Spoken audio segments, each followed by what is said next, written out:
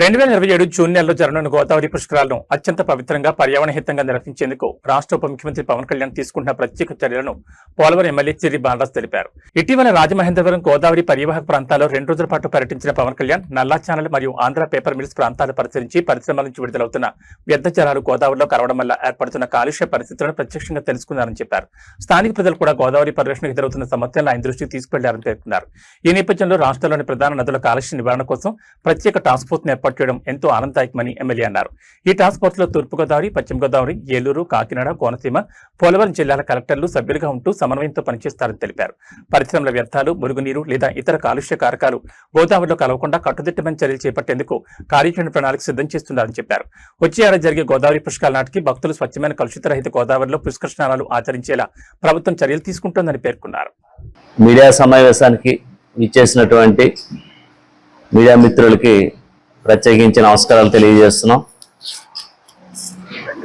గత 3 రోజుల క్రితం ఉప ముఖ్యమంత్రి పవన్ కళ్యాణ్ గారు పర్యావరణ పరిరక్షణ అలాగే రానున్న రోజుల్లో వచ్చే ఏడాది జూన్లో మొదలయ్యేటువంటి గోదావరి పుష్కరాలకు సంబంధించి రాజమండ్రి పరివాహక ప్రాంతాల్లో 2 రోజుల పాటు పర్యటన చేసి నల్లా ఛానల్, ఆంధ్ర పేపర్ మిల్స్ పరిశ్రమల పరిసర ప్రాంతాలు పరిశీలించారు. అక్కడ జరుగుతున్నటువంటి కలుషిత నీరు గోదావరిలో కలిసి పరిరక్షణ ఎంత ఇబ్బంది పడుతుందో ప్రజలందరూ కూడా వివరించారు. ఆయన కూడా స్వయంగా చూడటం జరిగింది. దాన్ని దృష్టిలో పెట్టుకొని ఉప ముఖ్యమంత్రి పవన్ కళ్యాణ్ గారు వెంటనే రాష్ట్రంలోని ప్రధాన నదుల కాలుష్య నివారణకు ప్రత్యేక టాస్క్ ఫోర్స్ ను ఏర్పాటు చేయడం జరిగింది.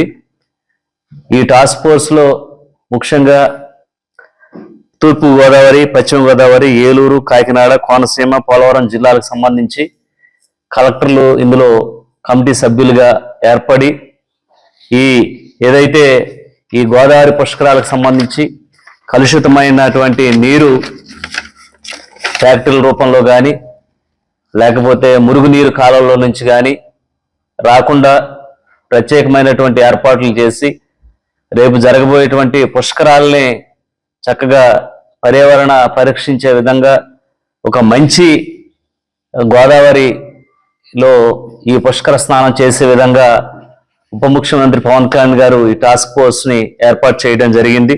దీనిలో ముఖ్యంగా కలుషిత రహిత గోదావరి పుష్కర నిర్వహణకు కార్యాచరణ ప్రణాళిక సిద్ధం చేస్తున్నారు. అలాగే 6 జిల్లాలకు సంబంధించి 262 పుష్కర పంచాయతీలను గుర్తింపు చేశారు.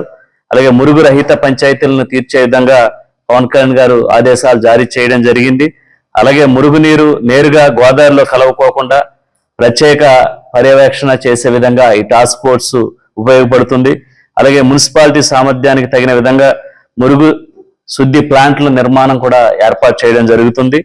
ఇలాగా పర్యావరణ పరిరక్షణ టాస్క్ ఫోర్స్ కి ఈ విధంగా 262 చోట్ల కూడా ఈ కంట్రోల్ రూమ్స్ ఏర్పాటు చేసి రేపు పుష్కరాలకు సంబంధించి ప్రత్యేకించి పవన్ కళ్యాణ్ గారు ఈ టాస్క్ ఫోర్స్ ని కమిటీని ఏర్పాటు చేయడం జరిగింది. ఇది ఈరోజు ఎందుకంటే పర్యావరణ పరిరక్షించే బాధ్యత మనది, మనందరిది. ప్రత్యేకించి ఈరోజు పవన్ కళ్యాణ్ గారు ఒక నిర్దేశించి ఈరోజు ఈ కమిటీని ఏర్పాటు చేసి రేపు జరగబోయేటువంటి పుష్కరాలని ఇంత ఘనంగా చేయటానికి ఆయన ఆదేశాలు జారీ చేయడం జరిగింది. తప్పకుండా మేమందరం కూడా ఏకీభవిస్తూ ఏదైతే రేపు జరగబోయేటువంటి పుష్కరాలని స్వయంగా మేమందరం అధికారులు మేమందరం కూడా విజయవంతం జరిగే విధంగా మోదీ గారి సారథ్యంలో అలాగే కూటమి ప్రభుత్వం, ఎన్డీఏ కూటమి ప్రభుత్వ సారథ్యంలో ఈ పుష్కరాలని మేము దిగ్విజయంగా పూర్తి చేసే విధంగా ఏదైతే టాస్క్ ఫోర్స్ కూడా ప్రజలందరూ కూడా సహాయ సహకారాలు అందించాలి. ఎందుకంటే ఇది మనది, మనందరిది. ఏదైతే మనం ప్రాంతాన్ని కానీ మన పర్యావరణాన్ని కానీ రక్షించుకుంటే మనల్ని అది పర్యావరణం రక్షిస్తుంది. ఖచ్చితంగా మీ అందరూ ప్రజలందరూ కూడా ఏదైతే పుష్కరాలకు సంబంధించి ఆ పరివాహక ప్రాంతాల్లో ఉన్నటువంటి ఆ మురుగునీరుకి సంబంధించి ఎవరికి వారు చక్కగా ఆ మురుగునీరు గుంటలు ఏర్పాటు చేసుకొని అది గోదావరిలో కలవకోకుండా అందరూ కూడా జాగ్రత్త పడాలని, అలాగే ఈ టాస్క్ ఫోర్స్ కి అనేకమైన పవర్స్ కూడా ఈరోజు ప్రభుత్వం తరఫున ఇవ్వడం జరుగుతుంది.